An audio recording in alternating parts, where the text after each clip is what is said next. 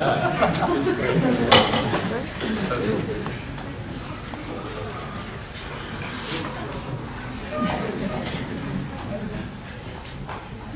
many PowerPoints up.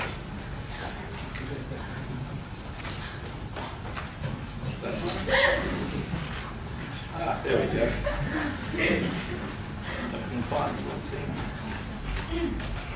Reasons disappear. Not part of the plan, but the little things disappeared. Okay. There we go. Just a rehash, just a review. Okay. What I'm going to do is take what we call the Machiavellian twist. And we all know that once you get in power, you want to stay in power. And Machiavelli was all about power, wasn't it? And he says the offences one does to a man should be such that one does not fear revenge for it. So therefore, all the bad things the accountants do to society when they're in power, guess what? They're going to do it so bad you will not have the resources. You will be morally and socially bankrupt. You cannot come against them. The ends justify the means. One of my students in Accounting 1006 this semester talked about this guy who was an accountant who did insider trading. But what did he do with the money? He gave it to his university, his alumni. He gave it to the hospital. He went down to Haiti and did earthquake relief. Now, if accountants were in power, they wouldn't care where they got the money from. They'd take it from the shareholders, and maybe they'd give it to the poor. A man who is used to acting in one way never changes. Guys, an accountant is an accountant. He will never change. Never. He might want to portray his warm, fluffy little lamb, but really underneath, they're always a wolf.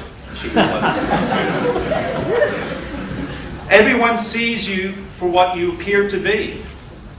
Very few really know who you are. I'm sure my colleagues over here are beautiful, wonderful, warm, sensitive human beings. But trouble is, society sees them differently. Sorry, guys. Unfortunately, their social status is often akin to some other more detrimental professions in life. For example, used car salesmen.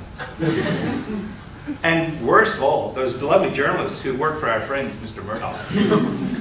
I'm sure Mr. Murdoch and everybody else pictured here are wonderful, beautiful, sensible human beings, but unfortunately, society doesn't see them that way. Men never do good unless necessity drives them to it.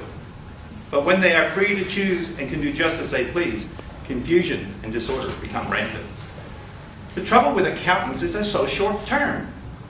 And in society, would they actually invest in our infrastructure?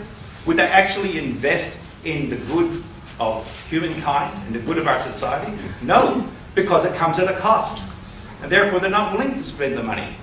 And soon, because we don't invest in these things, we'll have panic in the streets. It is not titles that honor men, but men that honor titles.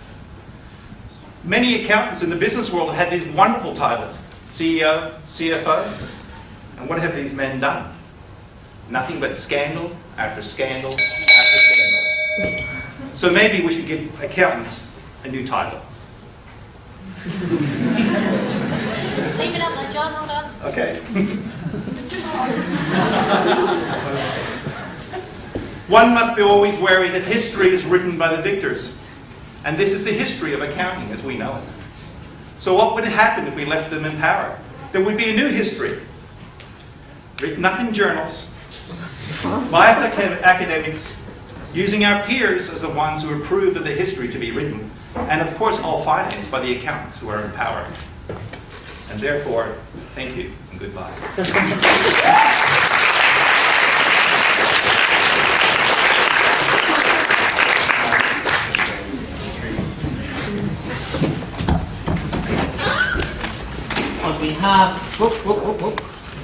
On behalf of everyone in the theatre, I'd like to thank the two teams for a brilliant performance.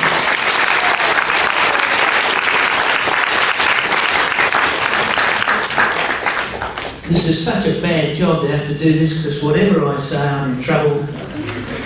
if I say the accountants, staff and students are biased, if I say Deloitte, they're saying you want to build up a network, you can't win whichever way I go.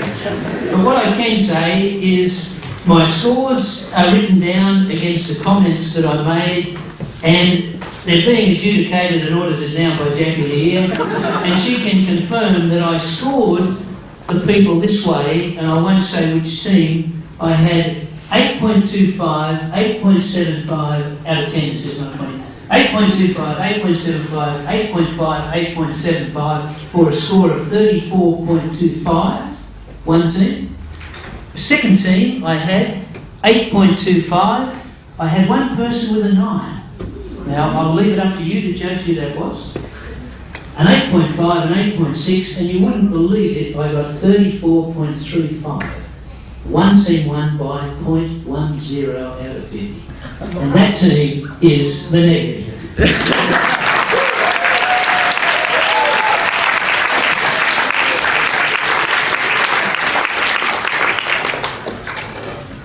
But you would have to say, if I ever get this on again, you would have to say, I'm about to retire, so I need to stop doing this because I'm not getting as good as I used to be. There was nothing in this debate.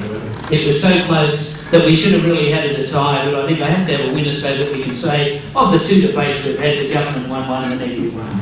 So thanks everyone, and I hope everyone had a good time, and hopefully you'll come again next year.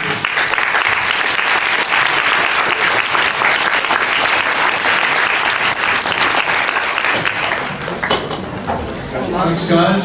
Just before you go, we have a round of applause for Deloitte, please.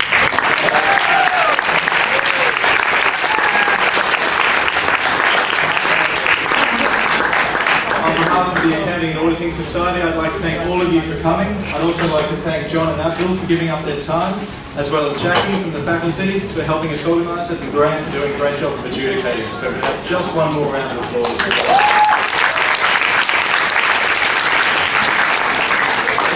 Thanks very much, guys. That's it.